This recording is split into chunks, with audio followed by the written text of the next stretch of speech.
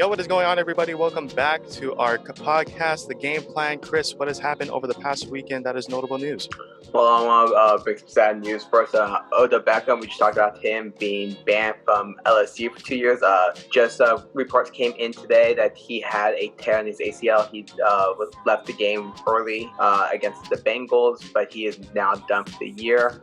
In baseball news, in the World Series, Dodgers took a 3-2 lead. They're looking to win the whole World Series tomorrow, Tuesday, October 27th.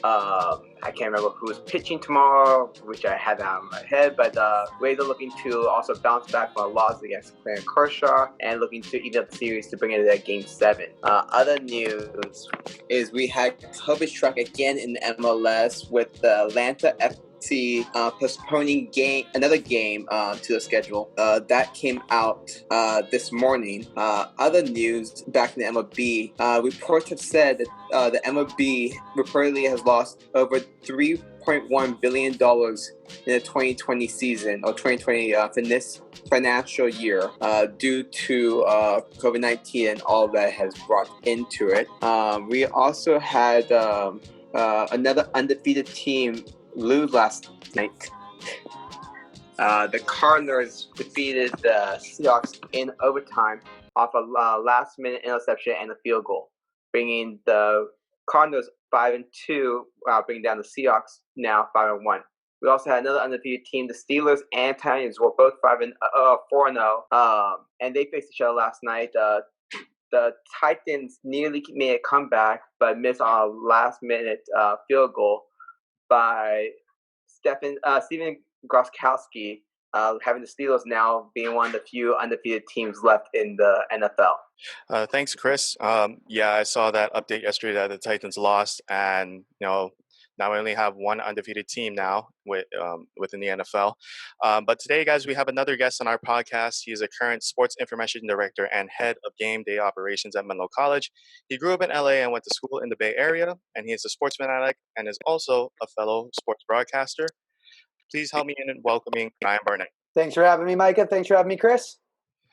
So, Ryan, what have you been doing to keep yourself busy during this past pandemic? Definitely a busy time. I would say one of my busiest times as a sports information director, creating content, definitely for Menlo College athletics. When you're in season, definitely you have a lot of content generated for you with game recaps, what's going on with teams. I think that's been my biggest time filler so far, has been coming up with new ways to create content for Menlo College Athletics, menloathletics.com, and our Menlo Athletics social media pages, Facebook, Twitter, and Instagram. That spanned from everything from interviewing coaches, alumni outreach. We did quite a few senior spotlight series, just finding out where our senior student athletes are going, recruit releases, getting to know our new student athletes. Spent a lot of time doing that. And then, of course, as a sports broadcaster, as sports slowly came back, first, we had European soccer, then the MLS. Later on, we have the NBA, getting some practice in, just throwing the games on mute, making sure I'm staying sharp for when sports come back around and I'm ready to get back on the mic. Nice. So you mentioned that you turn sports on mute and you practice for yourself. What are like some of the big games that you kind of like mock broadcast for? Like what are some of the examples of that? Yeah. So with moving up to the Bay Area where I'm at now, I grew up a huge Dodger fan. Not easy to get Dodger broadcasts. So I decided finally with no work of my own going on, or no play-by-play of my own, to subscribe to MLB.tv, just so I get all the Dodger games. So I've been doing just about every Dodger game on mute, just because, I'm familiar with the teams. I can drop a quick scouting report for their opponent and get a lot of run there, working on my baseball, working on my storytelling. I know with baseball, that's huge for us with just, one or two camera shot. It's not like when you're watching the World Series games right now with Joe Buck, where you got every camera shot imaginable, so getting a lot of descriptions in, getting that work in. Got some of the NBA championship as well. I'm not a huge NBA follower, but, being from LA, I had to get behind the Lakers. Total bandwagoner. That's fine by me if you brand me that way. So I've been doing some of that. And then some football too.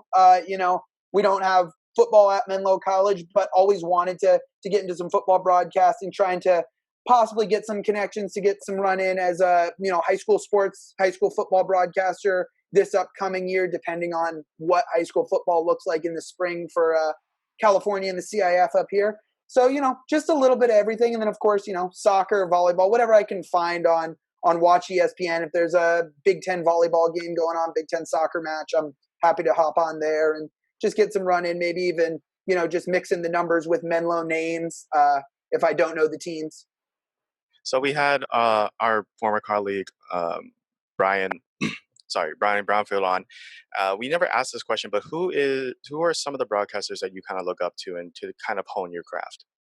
Yeah, well, I mean, Vin Scully is above and beyond. To me, the biggest formative broadcaster in my lifetime. I grew up, night in, night out watching the Dodgers, and Vin Scully's voice is iconic. Whether it's you're watching highlights of games 50 years ago or watching games from, that you were watching live 3 or 4 years ago when he was still on the mic. Definitely Vin Scully, I would say, is the biggest broadcaster that I look up to, especially a guy who did it all on his own, did color and play-by-play by himself. That's something that, I've become used to doing in my time as a broadcaster at Menlo College. We don't always have the staffing to have a play-by-play and a color guy. So that's something I pride myself on being able to do. And I think growing up watching Vin Scully doing that has definitely helped me. And then on the color end, I think, well, above and beyond, Tony Romo is the best color commentator out there. The guy, I mean, you can tell he was an NFL quarterback, obviously, but you can tell that when he was an NFL quarterback, he was there for how he saw the field. And the way he calls games, I think it's just brilliant to see, his mind at work like he's a quarterback out there on the field. I don't think I have the skill set necessarily that a guy like Tony Romo had, just because I've never had that kind of experience of being out on the field. But, to strive and be a student of the game always, it's a way I'd like to, work as a color commentator. And then, of course, as I said, Vin Scully, a guy who can do it all, who can do play-by-play, who can do color commentary. I think he is definitely the biggest icon in sports broadcasting in my life. Yeah. I do have one question just to jump off of this. What's your opinion on, let's say, Joe Buck? Everyone's always bashes on him announcing. I just kind of want to get your take on him. Yeah, I love Joe Buck. I think he's got an iconic voice. That's number one. I mean, I think that's the biggest thing for broadcasters. And, he's I don't want to say a minimalist, but he knows when to stop talking. And I think that's really important as a broadcaster. Sometimes I would say that may be, one of my weak points as a broadcaster is sometimes I talk a little bit too much. I want to give a radio broadcast feel just because we don't, like I said, we don't have all the camera angles. But there are times where, you can just leave it to what's being seen on screen. And I think Joe Buck does a great job of that. He knows when to come in and speak. He knows when to sort of take his foot off the pedal and just let the fans enjoy the game. So I have no problems with Joe Buck. I love Joe Buck and Troy Aikman together on, the early games almost always on Sundays. So I think he's a solid broadcaster. Heard him mostly do football, but, he does a good job with baseball too. Yeah. So I mentioned we both went to Menlo, and we met each other through the athletic department. Describe that relationship that we both have. To me, it's kind of like that little brother, big brother, like kind of relationship where like one way it's kind of like interchangeable, but sometimes I do look up to you for like advice and yeah. So just describe that relationship that we have. Yeah. I mean, I think it definitely, though, it starts as, sort of more a brotherhood before we discuss, big brother, little brother, because we came in, I came into work at Menlo Athletics as a sophomore, which was your freshman year. So we started at the same time, definitely. I think I had the year of Menlo experience. I had been the basketball team manager for a couple of years. So I had been around Menlo Athletics. But I think it's all in all, as a non-athlete, which there aren't many of us at Menlo College, quite a few student athletes at Menlo.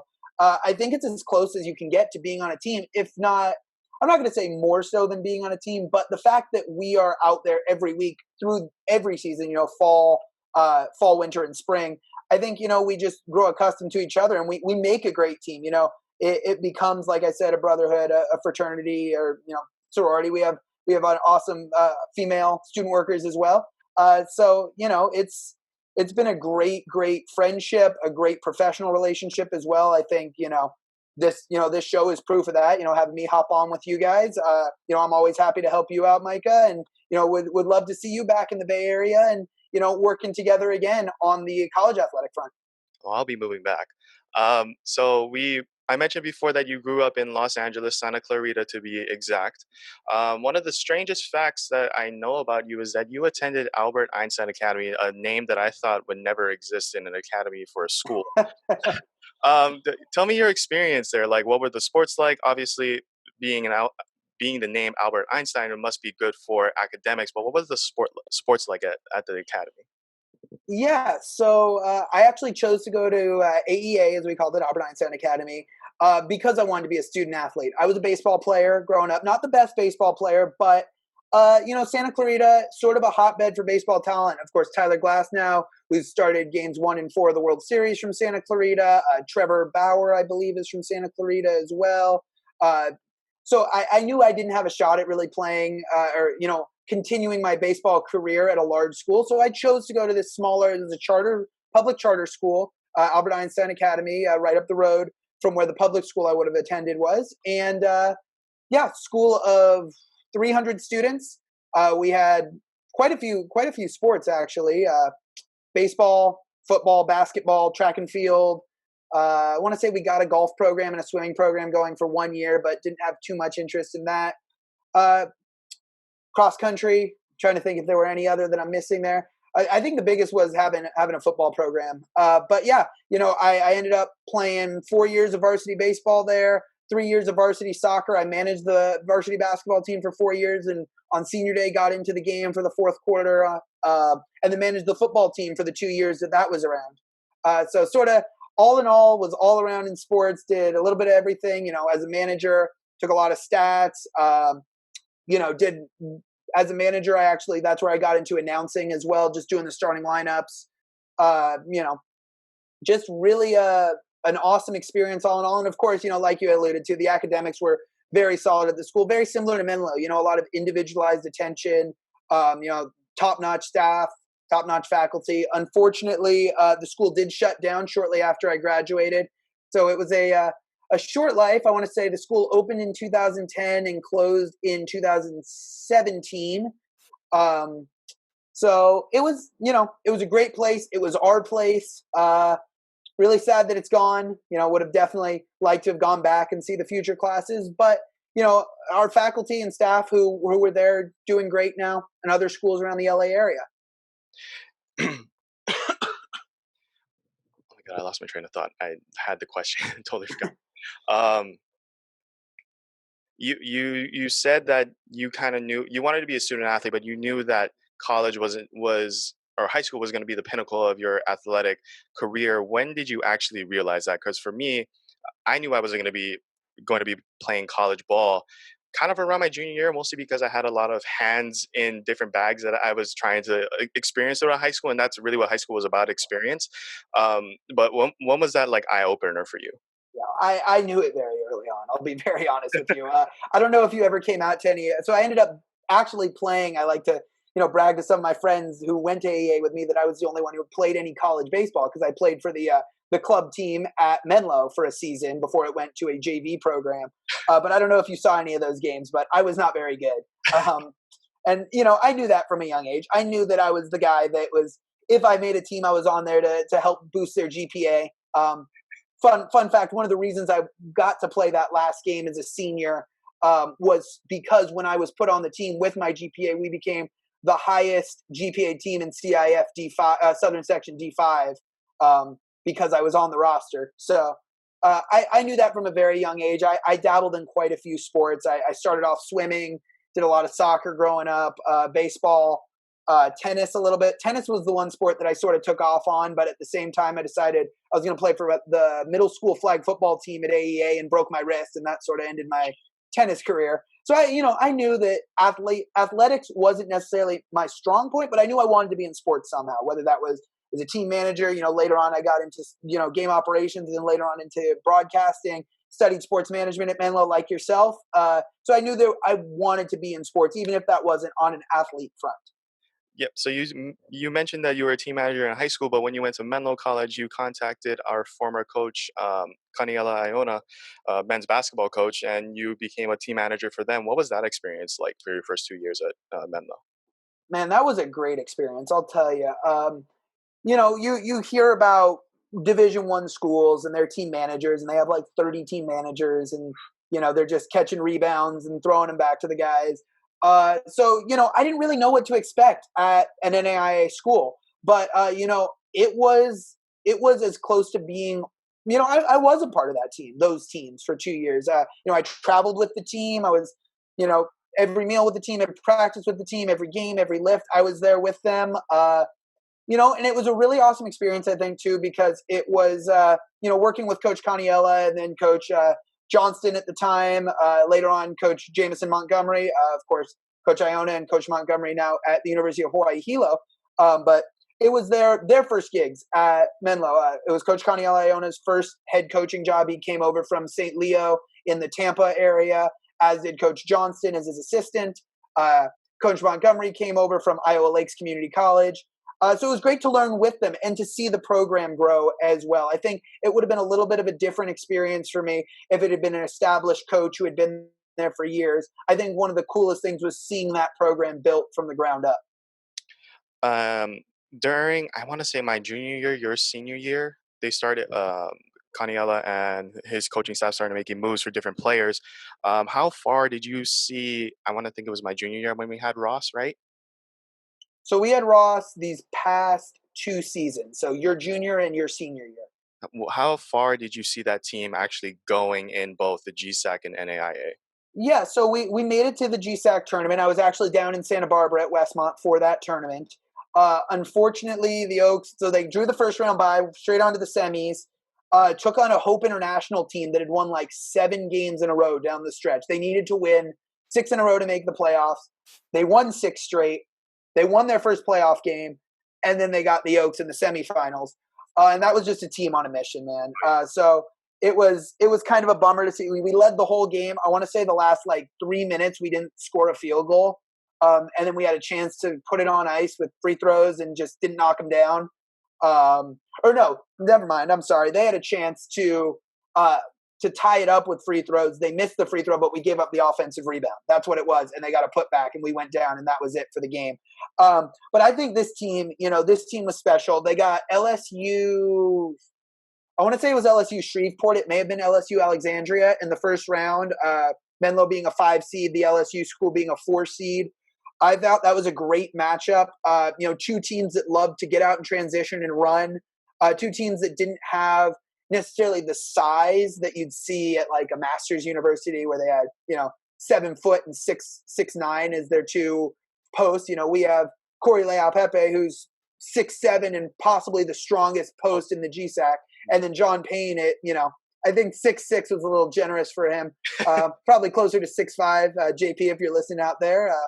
Sorry to do that to you, man, but got to be honest here on the show. But guys who could get up and down the court, could run other teams to the ground. I think that would have been a great matchup. And I like the Oaks bracket if they made it past LSU, going at least, like the women's team did a couple years back through the round of 8.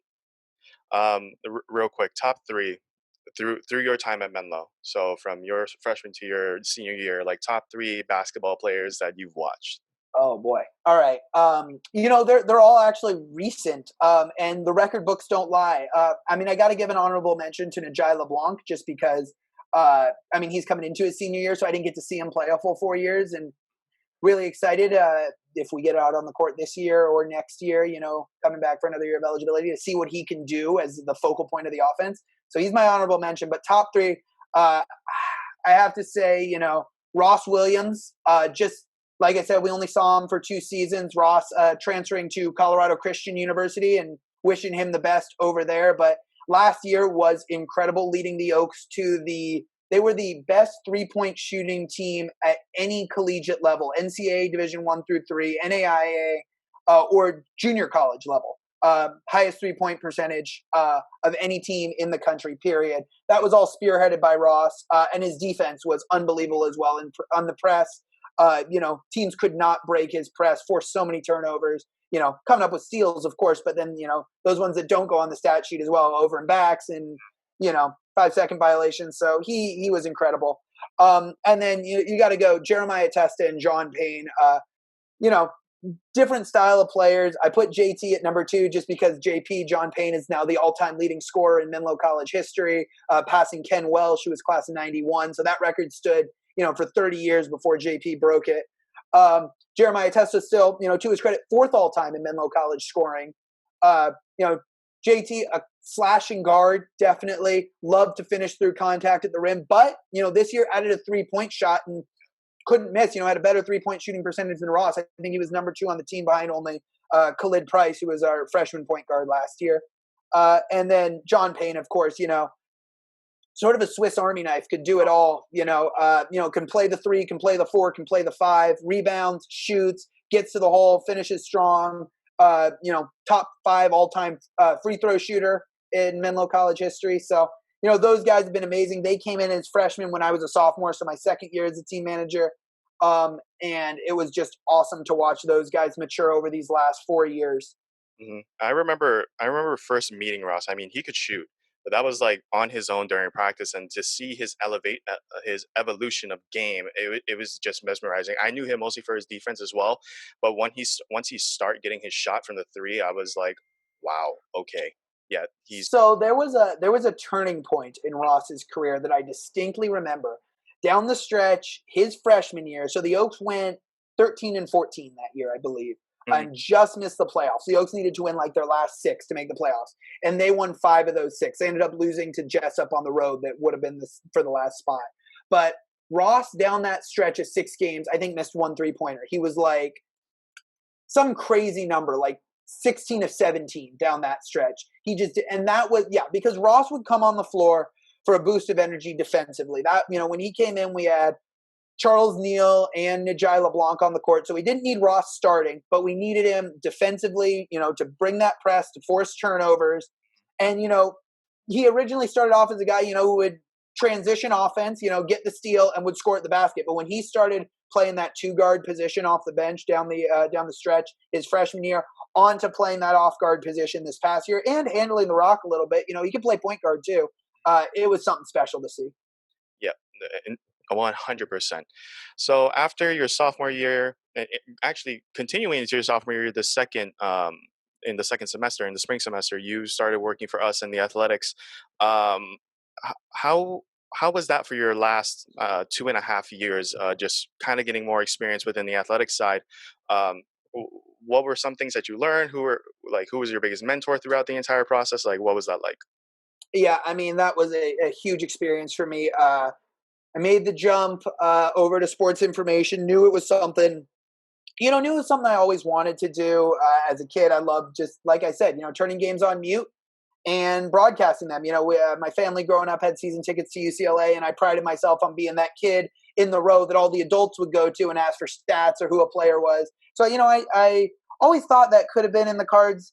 I met up with Brian my freshman year, Brian Brownfield, who was at the time also a student. He was a senior, and heard that he was broadcasting. So I figured, if I went and talked to Aaron and Brian, maybe I'd get a chance to broadcast by my senior year. The relationship actually started with Aaron and Brian during the 2016 Peninsula Classic, the women's basketball tournament hosted by Menlo, December 29th and 30th. And they asked me to come out and PA. They knew I had PA experience, and they asked me to just, PA the games. I did. I really liked it. And I talked to Aaron and Brian, and I said, what about, I would like to try my hand at broadcasting. Once again, thinking I'd spend a year, mentoring and then getting on the call. They called me into the office. They put on a Dodger game, had me call the first inning. They said, you're great. You'll be on the next softball game next week. And from then on, it was an incredible experience. So started off color commentary for softball and baseball. By a month later, I was doing play-by-play for softball. Got the chance to do some play-by-play for baseball. We hosted the GSAC tournament that year for baseball. So I got a chance to do that, and I was bit. By the next year, I was calling soccer games, I was calling volleyball games, basketball, and then back to baseball and softball in the spring. It's been an incredible experience. It's been an incredible ride that I'm glad is far from over. Couldn't be happier to be at Menlo. Still, as the sports information director now, with Brian Brownfield moving on to St. Mary's, I think he was definitely, Brian and Aaron were two of my biggest mentors as well as Lucas Armstrong, who was our game ops director. I know you work closely with Lucas. Lucas now the assistant commissioner of the Golden State Athletic Conference, and actually got me a gig broadcasting. We hosted the GSAC hosts the men's soccer national tournament, so I got to call 7 of those games in the first 2 rounds of the GSAC men's soccer national the NAIA men's soccer national tournament last year. Just more and more incredible experiences from the connections I made at Menlo and through the athletic department. Before we move on to your most recent position, as you said, sports director of information and game operations, you have a distinct tendency within men's basketball because you were the team manager for them. We've had this conversation with Brian before, but we always put you out a chair because that's just a general courtesy for everyone on the table. We put everyone a chair. You, for some reason, do not use it, and you stand up, and I think that gets you more riled up. Where was the mindset of I'm not sitting down for these games? Like, where did that come from? Funny enough, that started with men's soccer or actually probably women's soccer at Menlo. We don't have a press box. We don't have an elevated perch to call the games from. We're calling it from the field level. And you got to just stand up, when a ball goes into the opposite corner of where you're broadcasting to see the action. And I remember doing that one game and just, play was going on in the far end quarter. It worked back center. We scored a goal. I called it. I felt like it was the best goal call I had ever had. And I just figured I'm going to stick with it. I have that much more visibility when I'm standing up. So then tried it out volleyball. Volleyball is a lot faster paced sport than soccer, obviously. So that's a sport that, when you're standing up, you're getting into it. And then, of course, basketball as well, paired with the fact that, every one of those guys on the court while I was broadcasting, I managed, I had a close personal relationship with. It just kind of stuck with there. I have not broadcasted standing up for baseball or softball. Those are the ones I can stay seated, definitely. But I would say probably just about any sport that I get the chance to call. So, if I do get the chance to call some high school football, I got the chance working for Stanford to do some PA for water polo. If I ever broadcasted water polo, sports like that are constant action, I think I would just stick with the standing. Mm-hmm. So now you're in your new position, sports director of information and game day operations. Kind of knowing that you are kind of the only one for sports information as well as game day. How does that feel, only being 2 to 3 months within your position at Menlo? Yeah, it's I like to look at everything a positive way. This is going to be an awesome resume builder. I'm going to be able to get a little bit of everything. And that's what's great about Menlo is it's been that way for the past 4 years that I think it's prepared me for it. I'm able to do stats. I'm able to broadcast. I'm able to, run the scoreboard. I'm able to run graphics. I'm able to, I've been the only person handling our social media and our website the last 3 months, 4 months, however long it's been. So I think I'm prepared. It's going to look different, obviously. But yeah, I think I'm ready to go. I think, we're going to have not much drop off from the quality that's come to be expected from Menlo College sports information and game day operations. And, I'm going to have an awesome staff of student workers too. You, Micah, and, others we've had, Ian Martins, Kalia Burton, Ravian Jones, you guys set the precedent, but they're, a younger group that was mentored by you guys that are ready to step up as well to the plate and, just continue to put out the high quality product that we do. Mm-hmm. 100%. So you mentioned kind of that you've been invited to call on PA for some Stanford athletic games. I specifically remember you did the Baseball World Series for college at Stanford. How was that experience? That was a whirlwind of an experience. So a little bit about the opportunity from Stanford. Dylan Hool over in our career internship and career service office at Menlo was able to hook it up with an interview for me. He said, look, Stanford reached out. They're looking for, someone who can PA. They're looking for local talent. I put your name in the pool. If you're interested, here's the email of their head of fan experience. Go ahead and send it out. Dressed up for an interview, full suit and tie and everything. This was my senior year. And I show up at there's these gorgeous, brilliant athletic offices. And the director of fan experience rolls up on a golf cart, and it's raining. And she says, hop on the golf cart. We're going out to the softball field. I want to hear your voice on a PA system. And the interview was literally, she handed me a script from that weekend softball game. And she said, read the starting lineup and then read some of the promotional giveaways. We just want to hear your voice. Went for it, read through it. She came in the press box and said, you're great. You have the job if you want. It's a part-time gig. Let us know. And I said, yes, expecting it maybe to start fall the next year. Mm-hmm. I was down in LA. It was over summer break. Of course, we get an early summer at Menlo. Stanford was hosting UC Santa Barbara, Sacramento State, and Fresno State in the first round, the regionals, not the super regionals, but the regionals of the College World Series at Sunken Diamond. Yep. And I'm down, like I said, I think I was in San Bernardino actually with my grandparents helping at my grandfather's shoe store. And I get this email saying, our PA announcer had a prior engagement on day 2, so 2 games. Would you be able to come up and call? And I really wanted to do it. I was like, there's no way I can do it. But I happened to just talk to my grandparents, tell them the situation, and they were nice enough to buy me a flight back up to the Bay Area. Flew up that night, had Eric Fredland, of course, for those of you Menlo fans out there may remember Eric from our basketball team, pick me up from the airport, drive me to my apartment. Luckily, my girlfriend's car was at the apartment, had those keys, so drove her car to Sunken Diamond, spent all day out there. Really an incredible experience. First of all, just, Stanford's facilities are incredible. To see a press box like that, and then to be at Klein Field at Sunken Diamond, a place with so much history. They still got one of the old school, silver-plated microphones. Oh, yeah. I thought that was, one of the coolest things to get to PA a game on one of those microphones. One of the coolest experiences, and Brian Brownfield actually came out to the game just to hear me do it, and he was saying he came in during the break between games 1 and 2 and said, I was standing by some of the people and they were saying, wow, this PA guy is really good. He makes sure that the information needs to be heard, but he doesn't draw attention away from the game. And that's, sort of how Brian and Aaron mentored me and taught me how to PA. So that was really special to me, and had the chance to do some more Stanford games after that, some soccer, some volleyball, some water polo. So it's been an awesome experience, paired with the Menlo duties. I think if I weren't, full time at Menlo, I would have spent more time doing Stanford, but I'm really happy to be at Menlo, and sort of serving as an alternate at Stanford when they need me. So you've done broadcasts for both Menlo and Stanford.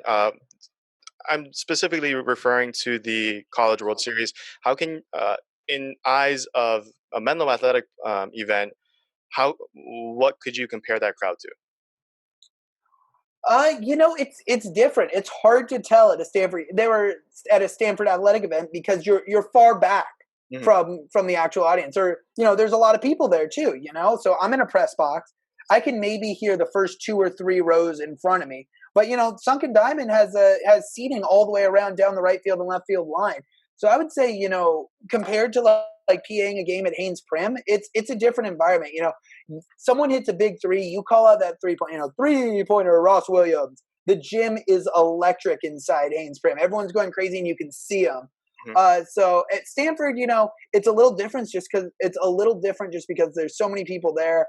Obviously, Klein Field for the College World Series was full house, definitely, which was awesome to see. I think the coolest part of that actually was the games were all on demand on ESPN, and getting to turn them on ESPN and hear my announcements in between broadcasting breaks, which was awesome. Posted some of those on my social media.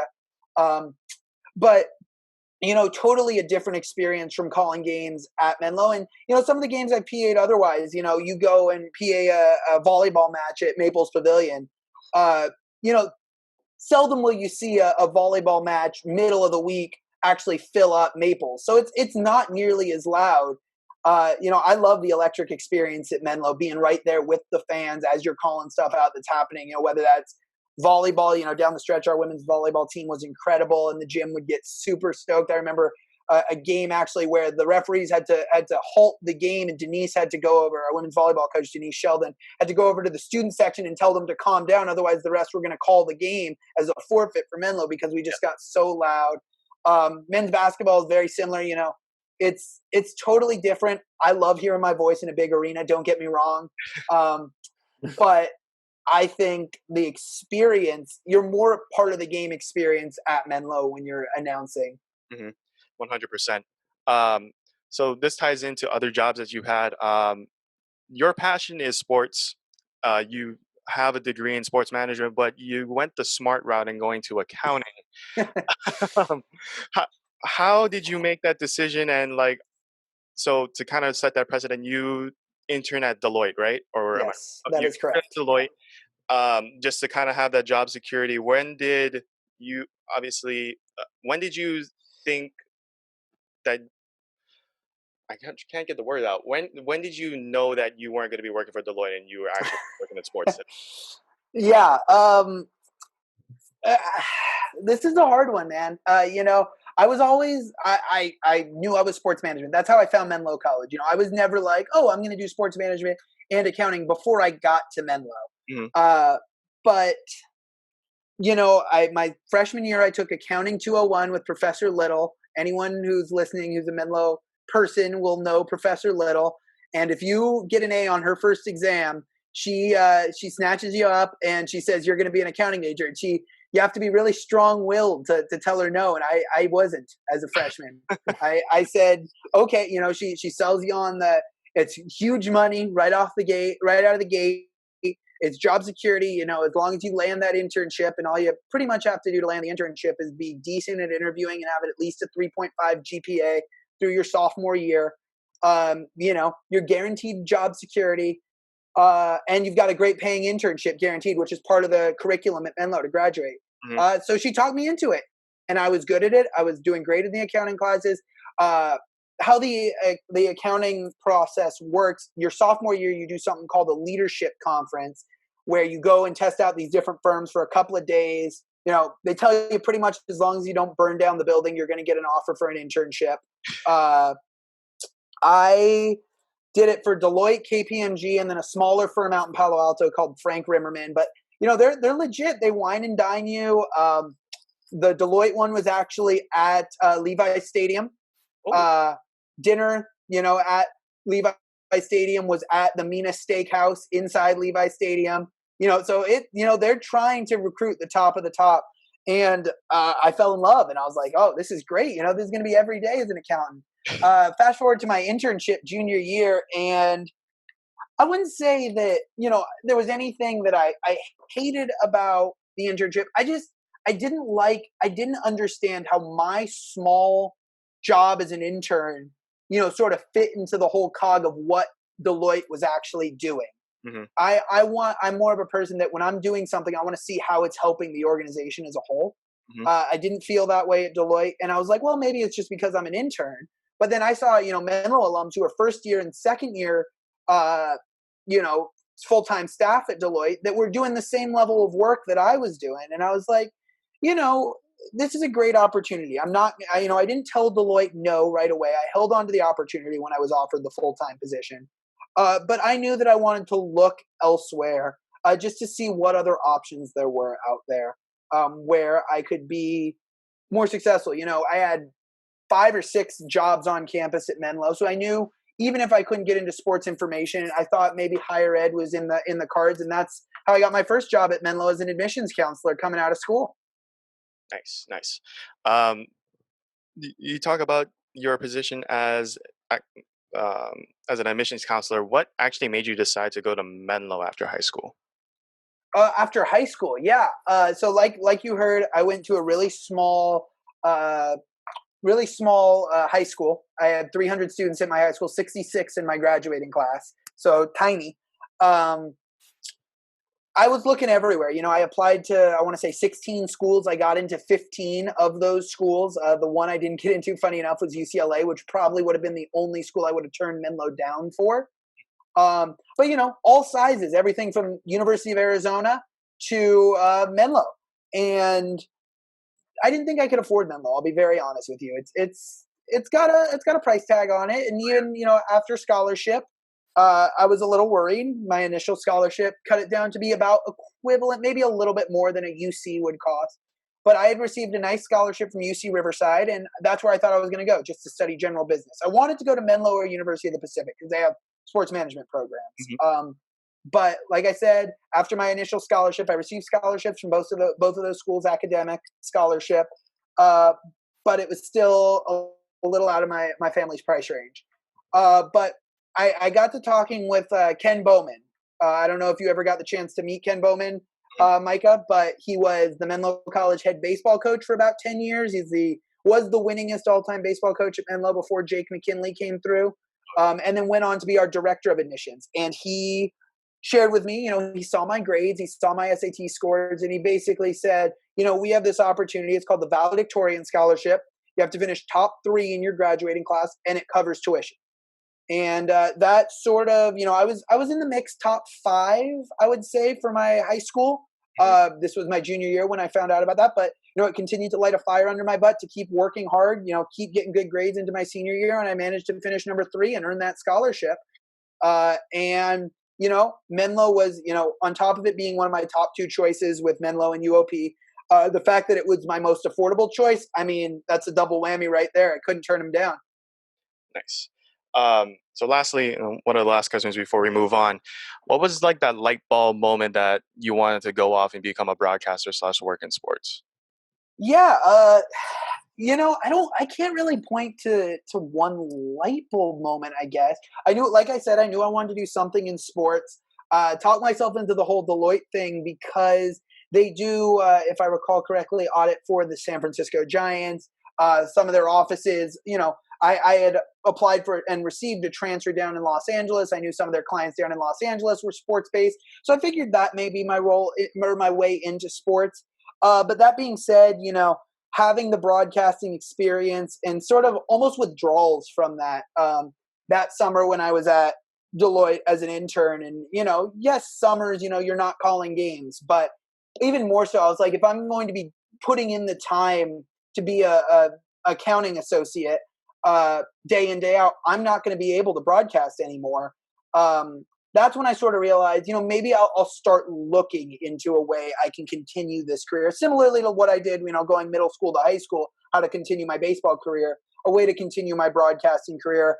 And like I said, when that didn't work out, when I wasn't able to land a sports information director job straight out of school, I found another way. I found a way to continue to work at Menlo, a place that I love and I feel like I owe a lot to, that did a lot for me, while continuing to help out, working in admissions full time, but to still help out in athletics. I thought, that was a great, alternative. And, I think it worked out. I love the admissions job too. I'm not going to lie. It's a great experience as well.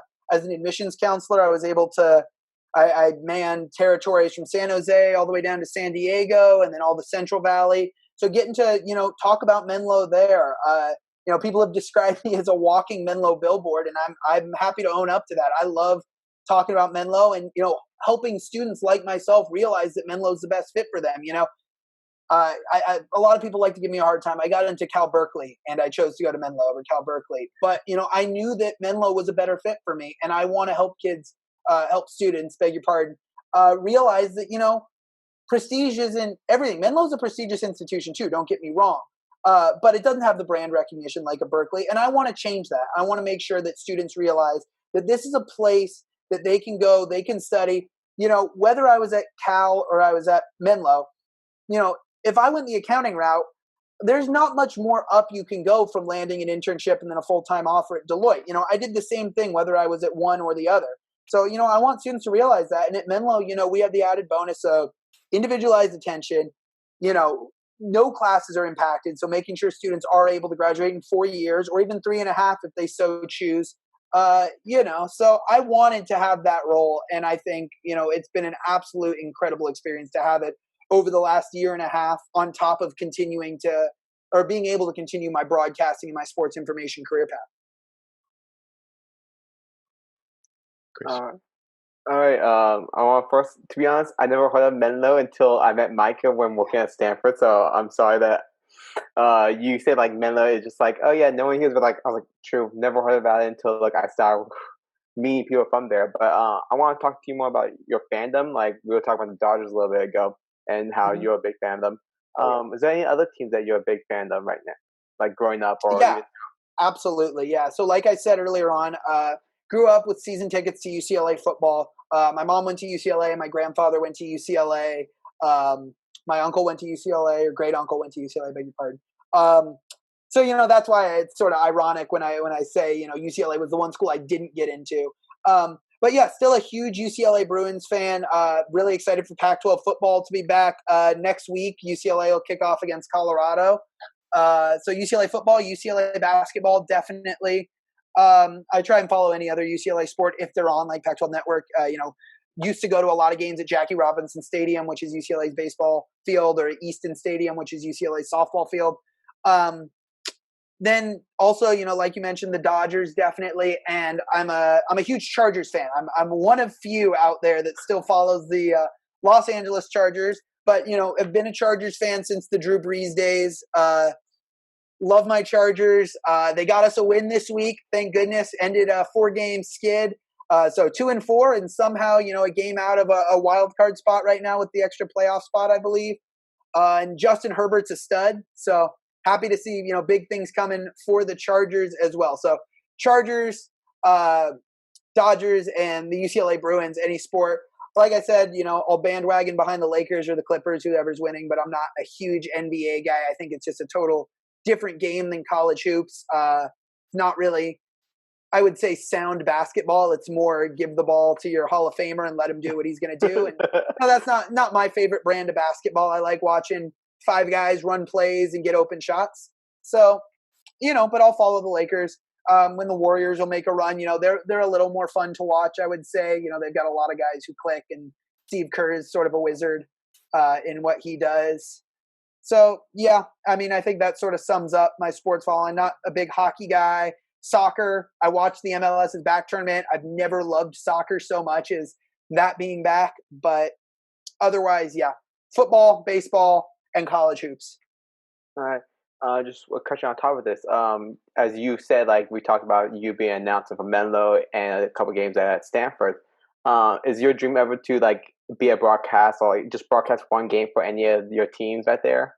I would love to be a professional broadcaster someday. I'm keeping all horizons open, definitely. I love the sports information and sports communication field at the collegiate level, just because you can have your hand in so many other sports. I don't know how much you talked with Brian Brownfield about this. I think he's, I would say, more serious about the professional broadcasting aspirations. I think I would be happy, working my way up at larger and larger colleges, institutions, as a sports information director, so I could handle more sports. So many broadcasters focus on just one sport, and I don't know that I want to do that. I love about Menlo that I get to be the broadcaster for soccer, volleyball, basketball, softball, and baseball. And there are guys that do it. We talked about Joe Buck, definitely. Bob Costas, Scott Van Pelt, covers all sports. Stephen A. Smith, but more and more it seems, at least the play-by-play guys, they usually focus on one sport. And I don't know that I necessarily want to focus on one sport. I love focusing maybe on, like we said, college sports. If I could be like an SID for UCLA and represent that institution, that would be, dream job down the road. But right now I couldn't be happier at Menlo. All right. So I got some updates and news from like sports, like the sports you actually follow. We got some big news. So we're gonna start off with the MLB because the World Series is going on right now. Yeah. Being a Dodgers fan, do you have any worry about your team like moving past any of the rounds against the Brewers, Padres, Braves, like to get to the World Series? Yeah, I'm, call me a bad person, but I'm a traditional, I guess, LA fan. I'm very skeptical about my team, especially with their history in the playoffs the last few years. Of course, they made it to the World Series in, what was that, 2017 and 18? Yeah. But, years and years before, I think they've won like 8 straight NOS titles and, hadn't made it there. And then last year was truly heartbreaking. I think they were bounced in the divisional series, I want to say, against Washington. It was Washington. Yeah. So I'm skeptical, definitely. I was really worried about the Padres. I'll tell you, man, seeing them in the NL West, that is a legit team. Slam Diego. Had some fun with my dad with that one. My dad's a big Padres fan. He is not a Dodgers fan. My mom and I are Dodgers fans. So we had some fun with that one, going back and forth. Really excited to see the Dodgers, handle business against the Padres. But that one worried me. Definitely going down 2-0 to Atlanta. Really, I had the Dodgers written off at that point. I was ready to just, call it and say, it's football season. But, they've surprised me. And right now they've got 2 shots to win it all. They've got, Tony Gonsolin is going to be starting tomorrow.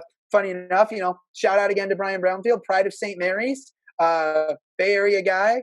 And he'll be on the mound. He had a rough go of things. His first start in this series, pitched an inning and a third, I think, in game 2 and gave up a run before they yanked him. And then if he doesn't get the job done, which I think he very well may, he's been really good this year, and I think he's ready to step up. But if not, they've got Walker Buehler ready to go in game 7. I'm sure they pulled Clayton Kershaw earlier than they wanted to in game 5? Probably to save him if they need to go to him in the bullpen game 7. But like I said, I'm really hoping the way the Dodgers have been swinging the bat this series, I'm hoping they can close it out in 6. I think a lot of analysts think they can close it out in 6. It's just a matter of what Tony Gonsolin shows up on the mound.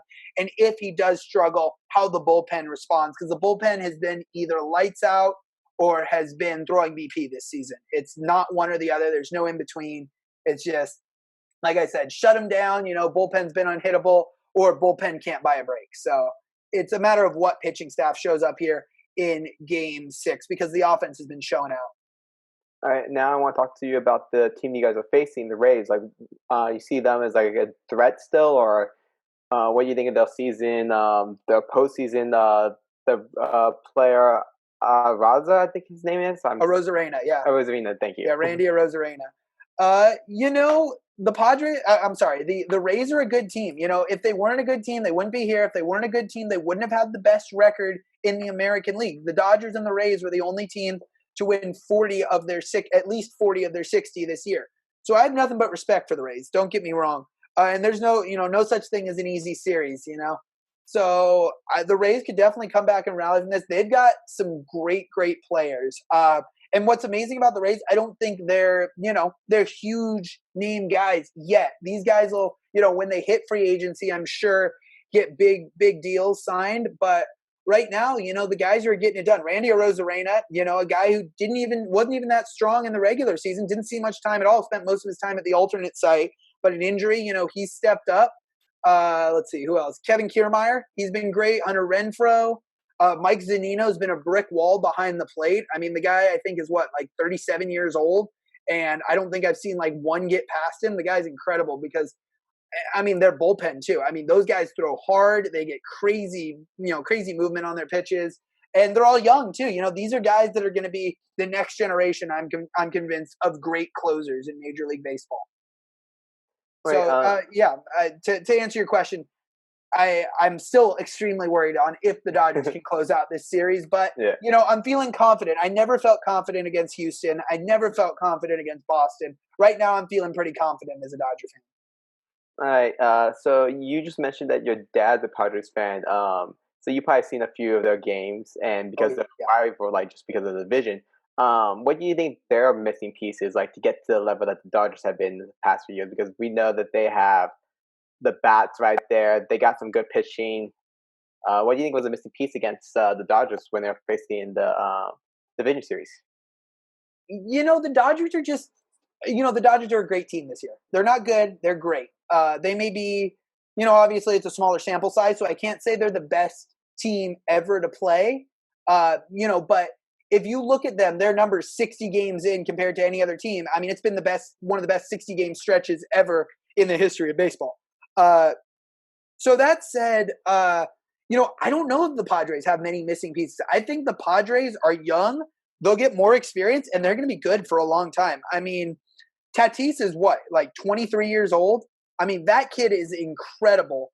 On top of that, you got Machado, you got Will Myers hitting. I really hope for Will Myers' sake that he continues hitting what he's been hitting, because he's been somewhat of a disappointment since coming over. I think he was a Ray before the Padres went out and got him. Yeah, he was a rookie of the year, I think, candidate with the Rays. Yeah, and then he's been disappointing for the Padres. So I was really excited to see him get it going. This team up and down, I don't see many bad pieces. Jake Cronenworth was incredible this year as a rookie. I guess at first base, they've got Hosmer who's getting up there. But I'm sure they've got a good farm system too. I mean, looking at guys like Cronenworth, I think they probably have guys who are just like the Dodgers. Coaching up these young kids to come through the system. They got a good front office, the way they've acquired this team, and I think. I think they're just going to keep doing what they do. And as they get more experience in the playoffs, their players get a little more mature. Tatis matures. I mean, of course, Manny Machado, he's been there. But, I think this team will be good. I don't know if they have any missing pieces, really. I can't really fault them besides their lack of experience. Okay, so now we're just going to move on to the NFL. You were talking about how you're surprised, like you are one of the few Los Angeles Chargers fans. Yeah. What do you think of the last game and the last few games with your rookie Justin Herbert now taking over the reins, and it's actually looking really good? Yeah, the fact that my heart's still beating healthfully after this whole Chargers season really has been incredible. In fact, the Chargers win this week was their first game all season that has been decided by by more than one possession. They beat the Jaguars 39-29. Couldn't be more excited for the future of this franchise, though. Justin Herbert, man, he's a stand-up, great quarterback. Don't get me wrong. The kid is deadly accurate. Being a UCLA fan, I watched plenty of him play at Oregon. Was really excited when the Chargers were able to get him with the fourth pick. Was worried about Miami taking him, and granted, I would have been happy with Tua. Don't get me wrong. And really excited. Side note, to see what Tua does in Miami. He'll be starting next week. But I'm really excited about the future for the Chargers. They need to stay healthy, man. That's number one. I mean, the injury bug is just ridiculous. I mean, Derwin James now, we've lost him after his Pro Bowl rookie year, two seasons in a row. He's been done for the year. I mean, Hunter Henry's been healthy this year, but we had him missing for 2 straight seasons. Austin Eckler's on IR right now. I'm going to argue Austin Eckler is one of the best running backs, most underrated running backs in pro football right now. I mean, I would say, put him up in the talks with one step below like a Christian McCaffrey or an Alvin Kamara, just because what he can do pass catching out of the backfield as well. Micah gave me a weird look there, but I mean, you look at his numbers when he was healthy. He had 13 catches against Carolina. Yeah, he's a very underrated receiving running back. Yeah, so I mean, I think he's awesome. And the way Josh Kelly was a rookie out of UCLA, watched him play for 2 years, back-to-back 1,000-yard seasons at UCLA, and Justin Jackson, the now third-year player out of Northwestern, are complementing. They're filling it in right now too. But once Eckler's back and all, you have a 3-headed running monster there. Keenan Allen, another guy I'm going to say an extremely underrated wide receiver. Mike Williams, awesome deep threat. 50-50 ball machine. Hunter Henry, sure-handed tight end, arguably the next Antonio Gates. I like the future of the Chargers. Is it going to all happen this year? Is everything going to come together? No, I think I'll be happy with an 8-8 season. Maybe we'll squeak into the playoffs, but we won't. I don't think we'll go on a run from this point and go 12-4, win 10 straight. But I feel good things coming in the near future for the Chargers organization, and hopefully with that they'll continue to grow a fan base. I mean, that new stadium, SoFi Stadium, is absolutely gorgeous. It's incredible. Just seeing it on TV. I had the opportunity and unfortunately passed up on it to do a walking construction tour of it, but decided not to. I was down in LA for a short time and opted instead to go to Universal Studios, kind of regretting that decision. But yeah, big things for the Chargers. Hopefully the fan base will continue to grow because they didn't have much of a fan base in San Diego, I'll be honest. I spent far too many games at Qualcomm Stadium seeing it painted Chiefs red or Packers green, so hopefully they'll continue to grow, a small but mighty Bolt fan base like myself. All right, so I'm just going to move on to some bigger news in the NFL. Biggest news recently is the signing of Antonio Brown with Tampa Bay. So they have that star-loaded offensive front with a really good defense. What do you see out of that signing? I don't know, man. Antonio Brown's a conundrum. The guy is clearly, from what we've seen with how things ended in Pittsburgh, and then of course with Oakland. Yeah, it was Oakland at the time, and then he had his issues with the Patriots as well. I don't know if there's any quarterback who's going to be able to corral that persona, that mentality that he has. On top of that, you look at all the weapons that Tampa already has. The performance this week and last week, put it on there. You got Mike Evans, you got Chris Godwin. All of a sudden, Scotty Miller is a superstar. Gronk is coming into his own. I don't know if it's a great fit. I don't even know if, how much he's going to be utilized. If anything, I remember when who was it? Josh Gordon signed with, is that right? Josh Gordon signed with the Patriots. And he was utilized, on certain plays, they used him as a deep threat. But I don't think Antonio Brown's going to put up with that without being a wide receiver number one for a team that doesn't need a wide receiver one. So I'm curious to see how it's utilized. I really think that Tampa Bay, Brady looks as good as he has in the past 4 years. I think Tampa Bay does have a shot at a Super Bowl this year. Now, I don't know if Antonio Brown really increases that or if I feel that way before Antonio Brown's there. All right. Before we move on to the next topic, I just want to ask you just talked about the Super Bowl run. Who are your favorites to go to Tampa Bay this year for Super Bowl 55? Super Bowl 55, that is correct, yeah. Yeah. If you asked me before the third quarter of the Steelers-Titans game this week, I would have told you Steelers hands down.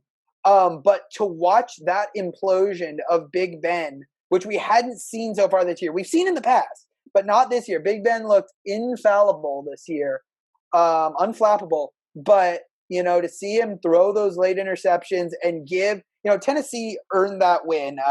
And Stephen Gostkowski let them down, the most reliable kicker in NFL history, really. He's up there with Vinatieri, of course. But to see him let them down, I was shocked. But either way, completely took, my sure things, put all my marbles in the Pittsburgh basket away. But Pittsburgh's still a dang good team. Juju's coming on. Deontay Johnson is coming on. And then Chase Claypool is a freak of nature. A lot of people, and I think it's a great comparison, have been saying the next Calvin Johnson. He's faster than Calvin Johnson. He's got the same height. So really excited to see that. They're calling him Mapletron now because he's from Canada. He wanted to be Air Canada, but they said no. Vince Carter already had taken that one. So Chase Claypool is ridiculous. That team's got a lot of great pieces and great defense too. Really bottled up Derrick Henry, which something that's dang near impossible to do. One of the toughest runners in all of football. So I would say Pittsburgh. Tampa Bay, like I said, Tampa Bay is legit as well. And then, anyone in the NFC West. The NFC West is ridiculously strong this year. Last night's slugfest was, if, that was any indication of that, to see Arizona come from down 13 to, beat the undefeated Seahawks. Arizona's right up there with the young Kyler Murray. The Rams are going to be in action tonight against Chicago, and the Rams look really good. They say defense wins championships. I think Aaron Donald spearheads one of the top defenses out there. And the 49ers doing it with practice squad guys. They're above 500 too at 4-3 and embarrassing the Patriots, handing the Patriots their worst loss in like 30 years. So, it's really up and out there. I think Pittsburgh probably coming out of the AFC. Kansas City hasn't really impressed me much this year. Lamar Jackson, I think, needs to step up in big games to get to that level. I think Big Ben, back healthy this year still might be able to just gut it out with his talented group of receivers and James Conner and Benny Snell in the backfield to get there. And probably, I don't know, I like Seattle. The Packers come to mind as well. Aaron Rodgers has looked really good this year, except for against Tampa Bay. So, we'll see. It's going to be great. I think I always get them mixed up. Tampa Bay is in the NFC as well, right? NFC South? Yes. Okay, I get them mixed up with Jacksonville. Tampa Bay is always there too. You got Gronk clicking, like I said, and I think arguably the best receiving core pre-Antonio Brown. Maybe Antonio Brown proves me wrong, and he goes out and just is another extreme game changer for, Tom Brady, the greatest of all time to throw to. And, it hurts me to say that. I don't feel that way about Tom Brady, especially, him handing the Chargers so many playoff losses. But he is, I can't not say it. I can't not acknowledge it. All right. So just one topic that kind of hard to talk about. Former 3-time NFL Pro Bowler had just been sentenced to life in prison. Dana Suffield was accused of was sentenced for rape back in 2015 and is finally being charged for that. I want to get your take if you have anything about that. Yeah, just a really tragedy, really, for the victim here. It's, unfortunately, I think that there are certain things that pro athletes get away with that, there are certain actions, I guess, and they take it a step too far. And I don't think this is wrong, the sentencing. I think it's what needed to be done. And, athletes need to hold themselves to a higher esteem, definitely. It's common that you see professional athletes in the news for criminal activity, and a lot of the times they get off with a slap on the wrist. And, I don't necessarily think that's the right way to go about things. They are, if anything, they should be held at a higher esteem because they are because they're on a national stage at all times. We're seeing it right now, of course, with the Black Lives Matter movement. And, I couldn't be more proud of the professional athletes who are standing up and making their voices heard on a national stage.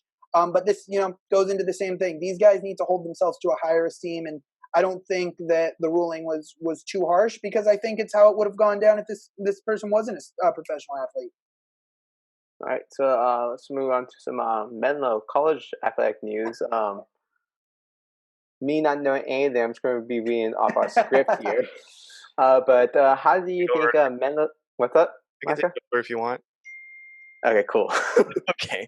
So after basically our coaching staff for men's basketball left, and also our defensive powerhouse Ross Williams left very shortly, how do you think they will perform in the near future? Yeah, I'm excited to see what the men's basketball team brings.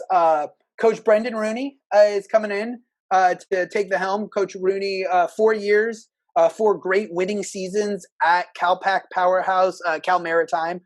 So very familiar with Menlo College, and he spent 4 years there as the head coach, 4 years as their lead assistant under his brother Brian Rooney, who's now the head coach at Cal State East Bay. So a guy with great coaching pedigree, a guy who runs a really exciting, really fun offense and a really strong defense. We see Cal Maritime 1 to 2 times every year, so become accustomed to seeing Josh Hauser and Xavier Lucero and their guys, Benny Borja, who are all CalPAC players, a couple of them NAIA All-Americans in the forms of Lucero and Borja. So just really excited to see what he brings. And he's bringing in a great recruiting class as far as I'm concerned. I don't know, honestly, how many of them were his recruits and how many of them were Coach Caniela Iona's. But, you talk about the defense of Ross. We're bringing in now Harrison Bonner, who was the Orange Empire Conference Defensive Player of the Year last year at the California Community College Athletic Association level from Fullerton JC. So really excited to see him play. He's 6'4". He'll play a 2-3, probably more like a Jeremiah Testa position, but really excited to see him play. You talk about the production of Ross Williams and Jeremiah Testa, who graduate from Beyond the Arc. We'll bring in two great shooters in the forms of Adam Orr, who's coming in, a transfer from, man, I hope I'm saying this right. I'm not going to even try and say it. It's CRC. It's a community college down in, over in Sacramento. I think it's like Casumes River College. But he's going to be a sophomore, pure shooter, really great stroke. Watch some of his community college highlights. Good from NBA range. And also J.D. Dooley, who's a freshman coming in from Del Oro High School in the Sacramento area. And then on the point guard front, because Ross could run the offense as well, especially in the transition. Bringing a guy in the form of Trey Stevens, who was All-State in Nevada, played at Reed High School in Sparks, Nevada, over in the Reno area. The guy can run an offense, can shoot, can score on the inside. So he's a big recruit, Trey. So I think, we got four guys in the aggregate who make up, the loss of Ross and Jeremiah, and even a guy like Jared Wall, a guy who brings the defensive intensity. So really excited to see that. And then, of course, you lose John Payne, who's a solid post player, but you bring in Ziggy Lauese, who a transfer from Cal Poly Pomona, graduate of Sequoia High School, so local prospect. Played all of his prep ball with Najai LeBlanc, so has that familiarity already. He's a 6'8" post. So the Oaks will be able to throw their weight around with some bigs in the GSAC. The GSAC known for a lot of post players, big post players. Of course, Tim Suarez is gone now from the Masters, but he's just one of many. Josh Powell Davis is back, the big 6'7", 300-pound post from Hope International. Vanguard's got themselves a couple of big 6'7" guys. So it looks like, we'll be able to throw our weight around down low between Parker, Ziggy, and Corey. Also bringing in Landon Seaman, who's a freshman coming from Wood High School in Vacaville. He's 6'6". Looks like we should be good up and down. The Oaks picked to finish 7th in the GSAC in the preseason polls. I think it'll be higher than that. I have a good feeling about this season. Really excited to see this team get into the swing of things. 7th, of course, missing the GSAC playoffs by one spot. I don't see this team missing the playoffs, at least this year. I mean, Najai LeBlanc and Khalid Price returning to run the offense. All these new guys. Curtis Witt's going to play a big role, a great shooter. We saw him early on last season. Then, of course, Corey and Parker. And some guys who are returning as well, who we didn't see much of last year. Jake Tranter, really excited to see what he can do. Coaching staff can't speak more highly of him. Johnny Gary, Brian Wilkerson, just guys that we're excited to see get more playing time in this new Coach Rooney offense. I think the number one thing you can say about Coach Rooney's team is he likes to go all the way down deep on his bench. That's always what it's been at Cal Maritime, and I don't expect to see any less at Menlo, getting fresh legs in, making sure that we're well-paced throughout the game, all 40 minutes. Yeah, I totally agree. I mean, I haven't actually looked at the prospects that he's brought in, but I mean, they're going to be fine. I mean, with the amount of firepower and the amount of defense that we've had in the past years, in the past 2 years, they'll be fine. This answer might be obvious, but you do broadcast every single sporting event, aside from our track and field and golf and our rowing, which is technically a club sport. But what are some of these sports that you actually do like to cover besides basketball? Yeah, you're gonna. Hopefully, no coaches are listening out there because I'm just getting a great relationship with them, doing all the interviews for our weekly podcast, Okie Vision, and want to make sure I don't upset anyone. Love calling soccer, obviously, because I've had the chance to. That was a sport, probably the longest sport I played that Menlo has. Love calling soccer. Love especially the way the men's team was this year. The men's team, GSAC champions this year. They're the only program in Menlo history with 2 GSAC titles. They won it in 2016 and then again in 2019. So really excited. Love calling men's soccer. Love calling women's soccer too. I think women's soccer is a completely different game from men's soccer. A lot more open field, a lot more shots, which leads to a lot of brilliant saves, which as a former goalkeeper myself, I think is my favorite part of the game. But, right now, just the forms of the programs, I have to go with volleyball, both men's and women's. Men's volleyball starting off the season 17-1, ranked number 3 in the NAIA. Edin Ibrahimovic, back-to-back All-American seasons. He was GSAC Player of the Year this year, GSAC Freshman of the year prior. So really love calling that. There's also some great competition. I mean, Vanguard, in their first year as a program, was ranked 7th in the country last year, and took the Oaks to 5 sets. The Oaks ended up winning at home, but that's great. I'm sorry, not OUZ. Benedictine Mesa as well, back-to-back defending national champions. The Oaks actually were able to defeat them in Mesa, Arizona last year, but that was a really highly anticipated contest when they came to Atherton, or when they were planning to come to Atherton. Of course, the season being cut before then. And then women's volleyball, a team that down the stretch won 7 straight games to win the conference title last year. Truly incredible. And yes, they do lose Pamela Dungo, who's the all-time leader in assists in program history, as well as Moya Keikoha, who's second all-time in program history in both digs and kills. But still some explosive names returning. Kristen Whitney, 6'2" opposite hitter, is going to be, awesome again in her senior year. Jaden Scott's making the move from middle blocker to outside hitter, and she was second on the team in kills last year. And then, of course, Luciana Herrera, arguably the best libero in the conference, and she's coming back for her senior year. I really love calling volleyball. And then I can't, go without saying baseball, softball. I love the diamond sports. I grew up playing baseball. Softball was the first sport I ever called at Menlo. That was the first sport that was mine that Brian and Aaron gave to me my sophomore year. Softball had their best start in program history at 15-9. Baseball, is making a turnaround. It's a rebuilding process with baseball, but continuing to get better and better every year. So it's hard to give it to just one sport. I love just calling Menlo athletics as a whole. I guess if you ask me, though, what sport I like calling the best, if I'm calling a neutral site game outside of basketball, I would probably say, I guess, baseball. Yeah, that makes I mean, there's something about just spending a day out at the Diamond. It's especially, some of the beautiful days we get up here in the Bay Area. With so much that's unknown, and I mean, being Menlo is like a condensed area with how much students we have added in the past 2 years. Do you believe that sports will return anytime soon this year or this academic year?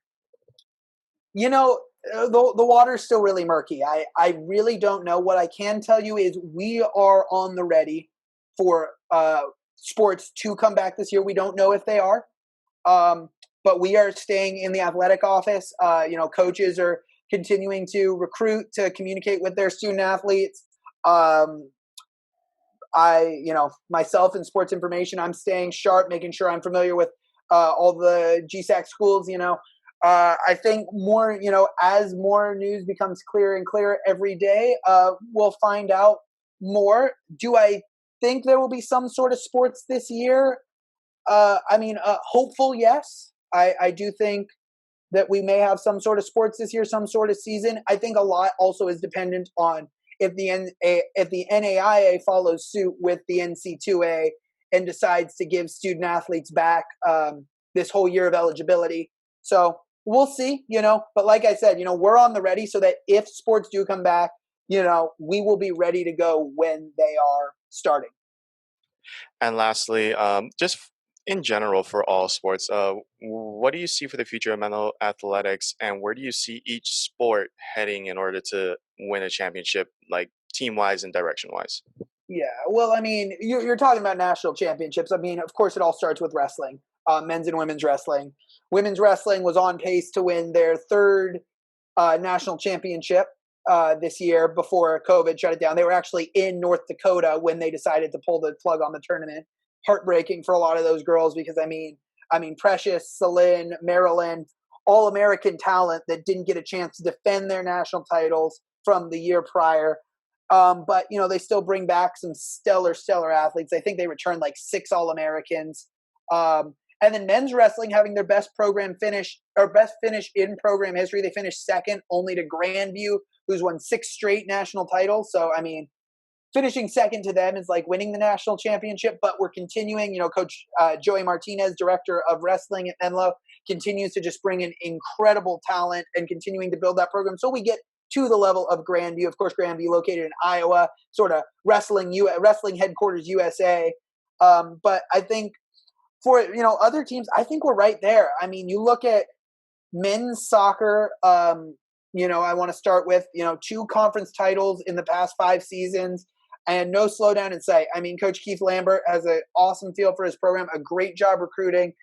Something I really noticed about the working the NAIA national tournament is the number of student athletes on these successful teams who are international products. And Coach Keith Lambert continues to bring in the brilliant international talent. I mean, we saw it last year with Michael Weber, Tim Stairs, and Alexandros Taitidis. Continuing this year, we got a couple of guys coming in from Sweden, a couple of guys coming in from Switzerland, and then we got a goalkeeper, Ben Fish, who's coming in from Wisconsin, but who's playing overseas right now in Spain training. I think men's soccer is right there on the cusp of making it to the final site. They just missed it last year, lost in overtime to UC Merced in the opening site game. I was up in Salem, Oregon against UC Merced at Corbin. So I think they're right there. I think Coach Denise has a really great winning mentality over for women's volleyball as well. Men's volleyball, I do not have a doubt in my mind that if the season closed out, they would have won a national title this year. I think those are the 3 sports that are definitely the closest. But then you look at, some of the other programs. I think cross country is a program that is on the rise. I mean, you look at the numbers they're putting up, bringing in more and more talent, and, they're right there to win a conference title and qualify for the nationals. And then when you do that, you're right there with the best of the best. Golf, always great. You look at the numbers our golfers have been putting up in recent years since Mike Gibbons took over the program. They're on fire. There's just a lot of positive things coming forward in Menlo College athletics. And I think not before too long, I think, if we have championships this year, if not championships next year, we will be hanging a few more banners inside Hanesbrook. I totally agree. I mean, the women's volleyball was literally right there last year before losing to Westmont, and we also won GSAC for men's soccer. I mean, we do have a winning championship mentality. It's just we just have to pass, everyone that's in front of us. But I do believe that we are heading in the right direction, athletics wise. Made it all the way to the end, and we like to do this thing with all of our guests to rank. We usually have a list of 20, but since we had our coworker Stefan come in, and he's from Clovis, but he is a big LA fan. So instead of having that same list, we kind of wanted to see your top 10 professional athletes from Los Angeles, San Diego area, mostly in Southern California. So let's start with 10 and go all the way down to 1. All right. So I'm going to start off with 10 and 9. A couple of guys that I grew up watching definitely in the forms of number 10, Antonio Gates, and number 9, LaDainian Tomlinson for the Chargers. Those guys, like I said, they were the ones who got me into Chargers football. 2 Hall of Famers. Antonio Gates, I'm going to put him up there with Tony Gonzalez, 1 and 2 for the greatest tight ends all time. Of course, Gronk, I'm sure will be in the discussions as well. But, right now, having watched those guys play growing up, right there, Antonio Gates, and then LaDainian Tomlinson, of course, the face of the Chargers, and couldn't be a better stand-up guy, too. I don't know if you got a chance to catch his Hall of Fame induction speech, but, incredible. Once again, circling back to what I said, athletes using their voices on a national stage. So those are my 10 and 9, Antonio Gates and LaDainian Tomlinson. And then I'm going to throw it back for number 8. So I like to say I had great parents. They raised me not just focusing on the present, but also teaching me to go back on the past and, watch highlights of greats of the past. So number 8, I'm going to go with Kareem Abdul-Jabbar. He's from the New York area, New York City area, but made his way to UCLA for his college ball, then played in Milwaukee for a few years before coming and winning championships with the Lakers. Guy, a giant, master of the skyhook, one of the greatest, scorers all time in the league. So Kareem at number 8. And then number 7, I'll go with another Lakers big man, Shaquille O'Neal. Another guy who just, a guy I got to watch play not only with the Lakers, but then later on in his career with the Cavs, the Heat, the Celtics. but just a freak of an athlete for someone who's 7'2", 320 in his prime. And the guy was just an animal. Couldn't shoot free throws, but he was an animal. So Shaquille O'Neal at number 7. Number 6, another throwback, one of my favorites, Sandy Koufax. Southpaw, led the Dodgers to their first 2 World Series in Los Angeles. Just an unbelievable pitcher, an unbelievable work ethic. Sort of, I like to say Clayton Kershaw of his era, but, he won championships. Hopefully, Kershaw's thrown a couple of great games in the World Series so far and will, be the leader of the Dodgers in this World Series. But Koufax, 2-time World Series MVP. So I have to give it to Koufax there at number 6. Number 5, Magic Johnson. Magic has a special place in my heart, man. That guy was a freak. 6'9" point guard. Come on. I mean, he can play every position. He can guard every position. And yet he plays point guard. I mean, how often do you see a big man like him with those kind of handles and that kind of court vision? He's probably, if you're asking me personally, my favorite athlete to watch all time from watching highlights would probably be Magic Johnson. But I'm going to put him for LA athletes at number 5. He was there with Kareem and James Worthy, of course, who I didn't put on this list, but leading the Lakers to championships in the 80s. So Magic Johnson at number 5. Number 4, I deviated a little bit. I went with not only not a professional athlete, but a college coach, just because I think he's influential to the tapestry of LA athletics. I went with John Wooden, the Wizard of Westwood. Led UCLA to all but one of their national titles. Of course, 1995 most recently was led by Steve Lavin. But John Wooden, you look at the athletes that came out under John Wooden: Gail Goodrich, Kareem Abdul-Jabbar, Bill Walton. Just an incredible guy. I actually got to meet at my first UCLA basketball game. He used to sit courtside, and he had to be like 90 at this time. But I was wearing a number 21 UCLA jersey, who was Cedric Bozeman at the time. He was our power forward, our leading scorer from the year prior. And he goes, "Oh, you think Cedric's going to score 20 points tonight?" And I thought, from like a 90-year-old guy, I was like, there's no way this guy's with it. And to have him ask me that just because I'm wearing the Cedric Bozeman jersey was truly incredible. So just a little personal anecdote there. John Wooden at number 4. Number 3, I'm going to go with Jackie Robinson. I know he didn't play in LA. He was a Brooklyn Dodger, but he was an LA guy from Pasadena, went to UCLA, was I want to say a 3 or 4 sport athlete at UCLA, played football. He was a quarterback there, played baseball, and I think he ran track there as well.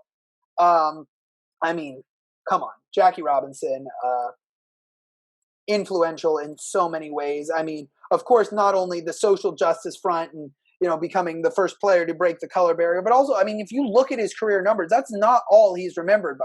The guy was a career 320 hitter. He was a 4-time All-Star, first ballot Hall of Famer. I understand he played for the Brooklyn Dodgers, not the Los Angeles Dodgers, but I got to give it to him in the fabric of Los Angeles. Jackie Robinson Stadium. Of course, no player in Major League Baseball, period, wears number 42. No player at UCLA wears number 42 now. So Jackie Robinson at number 3. Number 2, once again, I deviated away from athletes and I went with Vin Scully. Like I said, as a broadcaster, Vin Scully holds a special place in my heart. I feel like every one of my broadcasting skills that wasn't taught to me by Brian Brownfield, I learned from Vin Scully, just watching him for years and years. And the fact that he, did it for so long, he was the guy in Brooklyn. He is the guy in LA. The call from the 88 World Series where Kirk Gibson takes Dennis Eckersley deep is iconic. Vin Scully, and the fact that, he was able to do it for so long and he's still around. He just got a Twitter and an Instagram and has been, doing these long-winded Instagram videos that are awesome to watch about how he misses being around the fans and how he can't wait to get back out, once COVID clears up, but to wear a mask. And I think he's amazing. And then number 1, I have to go with the Mamba himself, Kobe Bryant. Once again, I got to watch so much of Kobe playing. That was back when I was still following the NBA. Of course, both 8 Kobe and 24 Kobe. Man, he was just unreal. And, was sort of, what do you want to call this? The third wave of Laker championships that he led them. Those teams with Kobe and Lamar and Derek Fisher and, first Shaq, but then later on you had Pau Gasol and Andrew Bynum. I mean, the things that Kobe Bryant was able to do, it was truly the Kobe show. I think he, before LeBron, before, it was a one guy, let him do it league. Kobe had done that. We saw it with the 81 points. We saw it, so many times, time in, time out. But he wasn't just a scorer. He, was a great passer. He was able to out-rebound bigger guys. His defense was stellar. So Kobe Bryant at number one, I think, getting to live through watching him play, and unfortunately his untimely passing, just an absolute tragedy. But Kobe Bryant, I would say, definitely right now and forever the most influential professional athlete to play in Los Angeles. This is actually a surprising list. I didn't think I would actually see a Laker on here until you started naming Kareem, and I was like, thank God. What a great list, Kris. You agree? It's a really great list. Like probably one of our best lists. This is just names that you came up with, not names that we given you to decide from. So we can run it back real quick. Antonio Gates, number 10. LT, LaDainian Tomlinson, number 9. Kareem, 8. Shaq, 7. Kofax, 6. 5 is Magic Johnson. Tangent from sports, but related to John Wooden, and number 4. Jackie Robinson, number 3. Vince Scully, number 2. And Kobe the Mamba Bean Bryant, number 1. Yeah, actually a remarkable list. Thank you for being on this podcast. Do you have anything else to say for our viewers? I mean, nothing much in the realm of sports. Just anyone who's out there listening. We're getting close to election time, so be sure to make your voice heard and to vote. Definitely, I think that's just a parting message that needs to be expressed on any channel it can. But Micah, thanks for having me. It's been great. This was a really great time. I hope to be back on, later on, and I wish you the best of luck with this endeavor. I think it's a really great product you're putting out. Well, thank you. I'm going to rehark on what RB said. Please vote. Every vote matters, especially in this time and the year 2020. Please vote. With that being said, guys, please subscribe. Click the post notification bell right next to the subscribe button. Like and share this video so everyone can see it, as well as go down to the comment section and put down some articles that you want us to read for next episode. With that being said, guys, I'll see you guys next time.